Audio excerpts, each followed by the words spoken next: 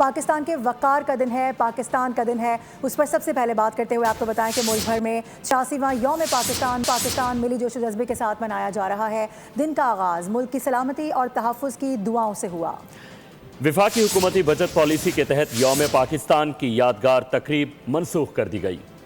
آپ کو اپڈیٹ کر رہے ہیں اس حوالے سے ملک بھر میں 86واں یوم پاکستان ملی جوش و جذبے کے ساتھ منایا جا رہا ہے۔ آپ کو یاد دلا دیں کہ جو کفایت شعاری پالیسی ہے وزیر اعظم شہباز شریف کی جانب سے اس کا اعلان کیا گیا تھا، جس کے بعد جہاں ہم دیکھ رہے ہیں کہ ملک کی سطح پر جس طرح کی تقریبات کو منسوخ کیا گیا ہے، اسی میں یہ تقریب بھی ہے جس کو منسوخ کیا گیا ہے اور آج کا دن سادگی سے منایا جا رہا ہے۔